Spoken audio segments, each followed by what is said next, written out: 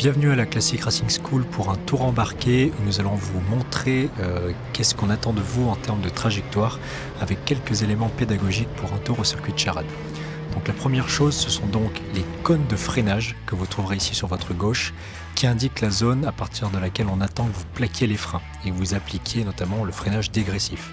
Ce qui est important, c'est que ces freins-là doivent être absolument gardés en ligne droite jusqu'au point de braquage qui est le cône suivant. Donc il faut bien faire attention à garder la voiture droite jusqu'au prochain cône. Donc là on est en phase de freinage et on attend ce cône-là avant de braquer. L'erreur que tous les débutants font généralement, c'est de braquer avant. Donc il faut vraiment attendre de stabiliser la voiture en ligne droite jusqu'à ce cône-là. On va chercher notre corde, on ouvre bien jusqu'à avoir le point de sortie. Donc lors d'un enchaînement ça donne ça, freinage, cône de braquage, corde 1, corde 2, on garde un filet de gaz jusqu'à la sortie et là on part prendre les gaz. Donc si on répète, plot de freinage, on plaque les freins et on attend d'avoir la voiture bien droite jusqu'au point de braquage qui est le cône suivant. Voilà.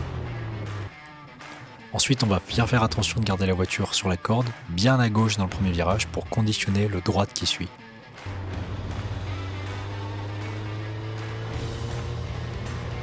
Et toujours, on guide la voiture jusqu'à la sortie. Idem ici. Avec une particularité sur ce virage-là, on va profiter du moment où on a le volant droit entre les deux virages pour remettre un petit coup de frein, ce qui va permettre de restabiliser le train avant, en amont du prochain gauche. Donc voilà, toujours un filet de gaz. On reprend progressivement, on attend d'avoir bien le volant droit avant de reprendre les gaz à fond. Donc là on arrive dans une zone où on a sécurisé l'intérieur du virage.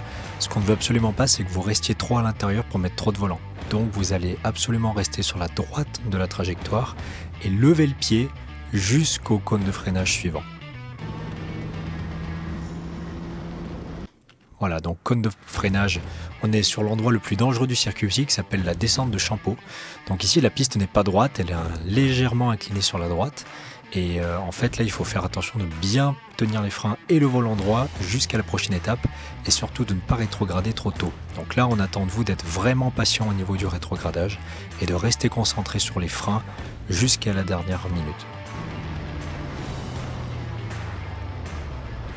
Donc voilà, je rétrograde vraiment tardivement et j'attends mon plot de braquage pour faire pivoter la voiture.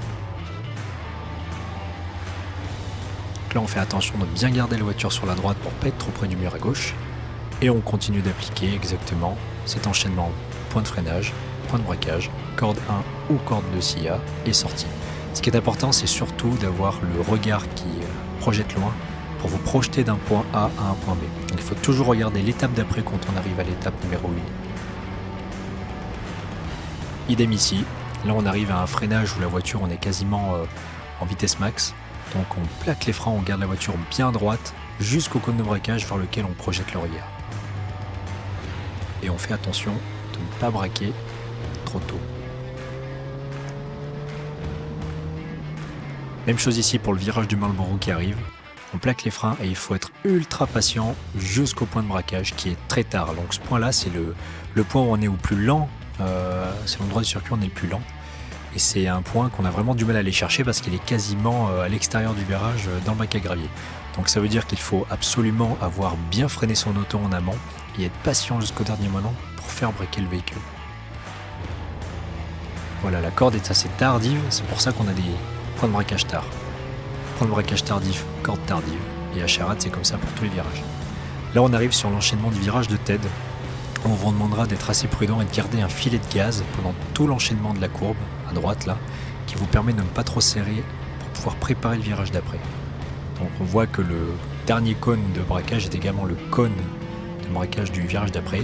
Et ici, donc on arrive sur le virage du Rosier, où la trajectoire est un peu particulière, puisqu'on va freiner au double cône de freinage sur la droite de la piste. Et là, on va croiser en fait la piste pour aller rejoindre le plot de braquage qui est à l'extérieur. Donc en fait, c'est un virage où on ne va pas freiner sur la gauche et rester sur la gauche pour aller tourner à droite, mais on va freiner sur la droite de la piste, croiser la piste pour aller chercher le point de braquage qui est à l'extérieur et ensuite faire pivoter la voiture. Voilà pour un tour embarqué. Ensuite, au niveau de la ligne droite principale du circuit, on va avoir du coup cette fameuse zone à gauche délimitée par des cônes où va se trouver un instructeur avec un drapeau. Si vous ne voyez pas de drapeau, la trajectoire idéale est celle qui est à droite pour préparer le prochain gauche de la passerelle. Si vous voyez un drapeau qui s'agite comme dans la vidéo que vous voyez actuellement, la consigne est simple, vous arrêtez sur la gauche pour permettre à l'instructeur de vous débriefer.